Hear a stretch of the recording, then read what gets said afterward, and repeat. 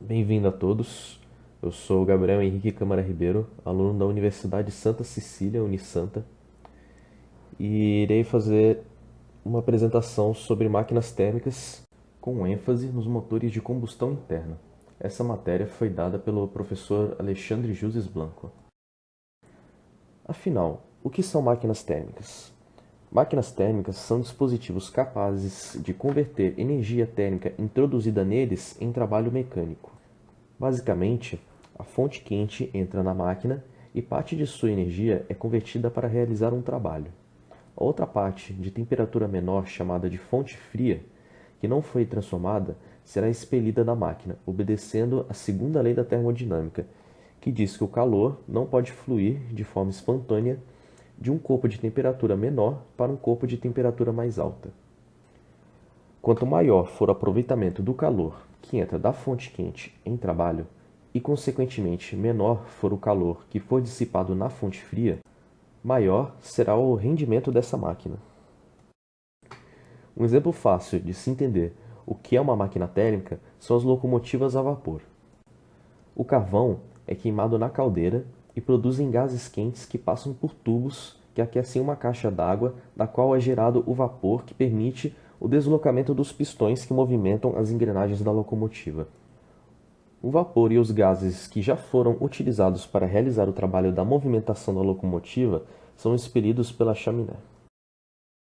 Podemos encontrar máquinas térmicas em diversas situações. Muitas delas estão no nosso dia a dia, como a geladeira, o ar-condicionado e outros que são comuns na indústria, como por exemplo as caldeiras.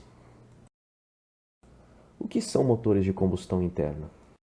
Primeiramente, precisamos definir o que são motores de combustão.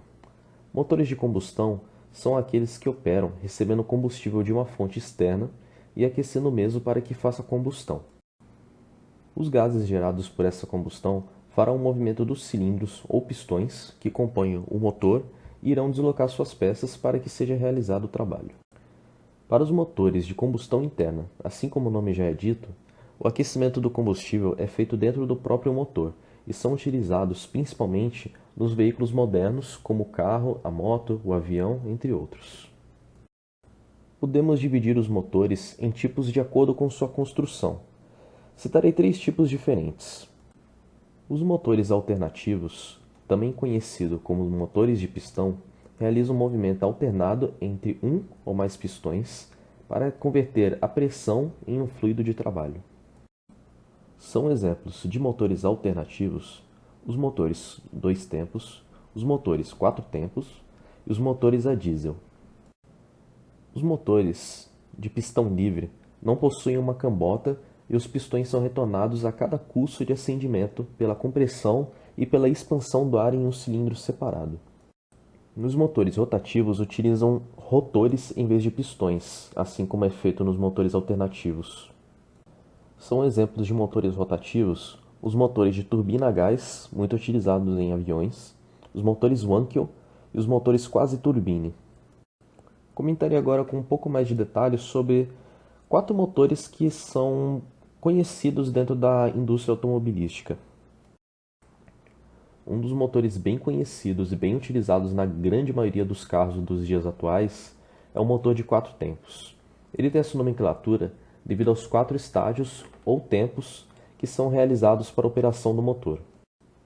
Esses tempos de operação também são conhecidos como admissão, compressão, expansão e escape.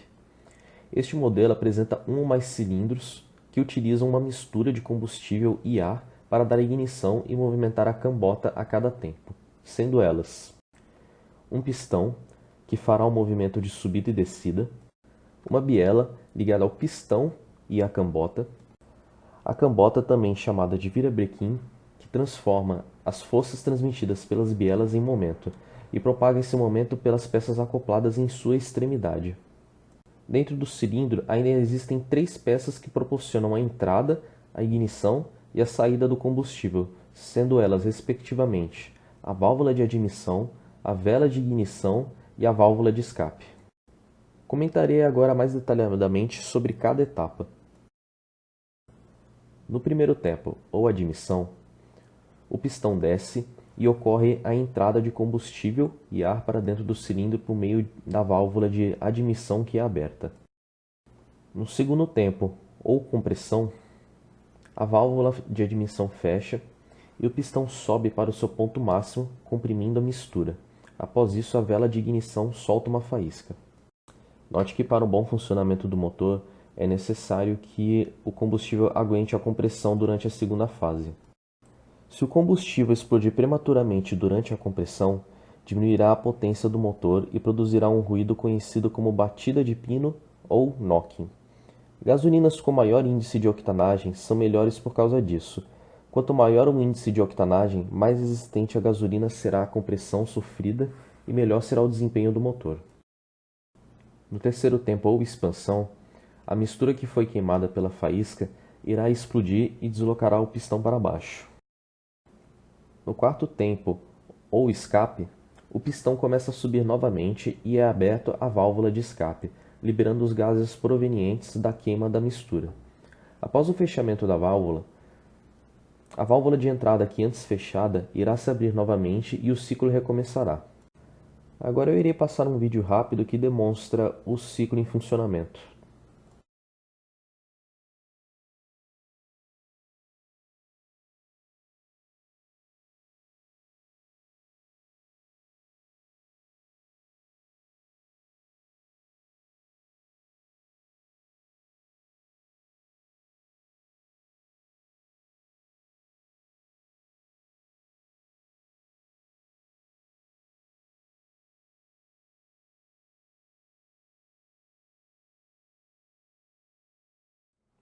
A diferença que podemos encontrar em um motor de 2 tempos e um motor de 4 tempos é que, em vez de realizar os 4 estágios separadamente, é realizado 2 estágios ao mesmo tempo.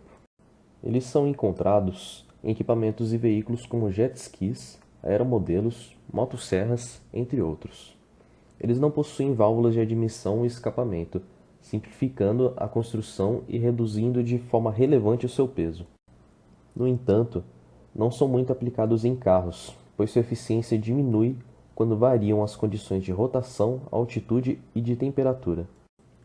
Durante o primeiro tempo, de expansão e admissão, a mistura de gasolina e ar presente no cilindro explode e empurra o pistão para baixo, e enquanto o pistão realiza esse deslocamento, uma nova mistura entra no cárter por meio da janela de admissão. O pistão então empurra a nova mistura para cima em direção à janela de transferência e já começa a abrir a janela de escape para o gás da queima. Já durante o segundo tempo, de compressão e escape, o pistão que havia descido devido à explosão da mistura abrirá espaço para a entrada da nova mistura que estava na janela de transferência e para a saída dos gases da queima da velha mistura pela janela de escape. O pistão subirá, fechando a janela de escape e comprimindo a mistura para que a vela solte a faísca e repita o ciclo. Os motores a diesel possuem etapas muito similares com os motores de 4 tempos e 2 tempos. Entretanto, eles não possuem vela de ignição, mas possuem no lugar um bico injetor que libera combustível para dentro do cilindro. E essa ignição da mistura é feita pela pressão de comprimir o combustível junto com o ar que entra pela válvula de admissão e com isso atritar até a sua queima. Assim como nos motores de 4 tempos e 2 tempos, após esse processo, o pistão abaixará devido à explosão da mistura e voltará a subir novamente, abrindo a válvula de escape, onde será liberado os gases provenientes da explosão da mistura, e abrirá a válvula de admissão, repetindo o ciclo novamente. Um problema que pode ocorrer com os motores a diesel é que, diferente dos motores de 4 tempos e 2 tempos, a queima é feita pela injeção do diesel no cilindro e comprimindo ele com o ar. Porém, se o sistema estiver muito quente durante a injeção de combustível, o diesel é queimado antes mesmo de ser comprimido, o que acaba acarretando no disparo do sistema. Mesmo você desligando o motor, ele vai continuar funcionando até você parar a entrada de combustível ou de ar no motor. No vídeo a seguir, será mostrado um motor a diesel que foi disparado até a sua fundição.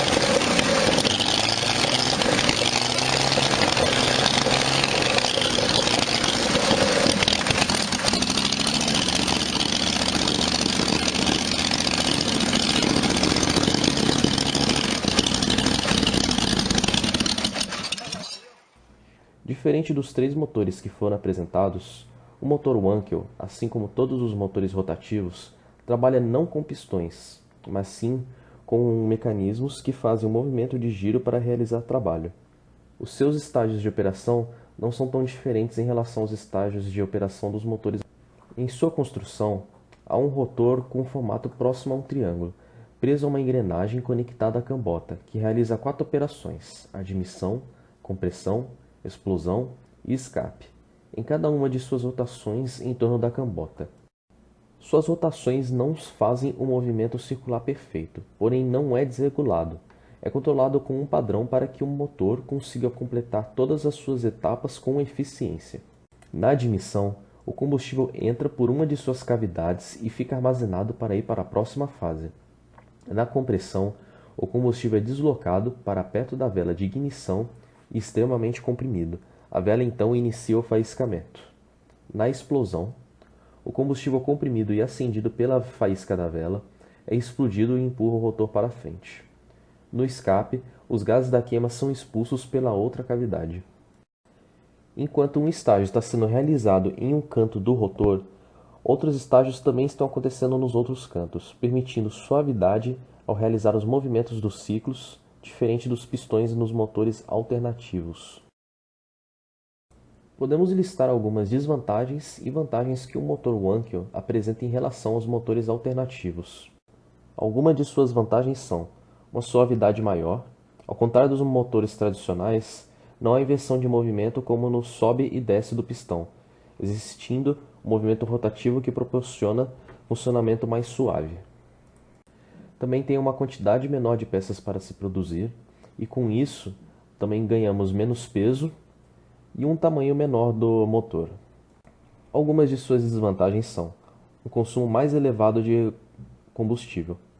A eficiência desses tipos de motores é inferior à dos motores de pistão.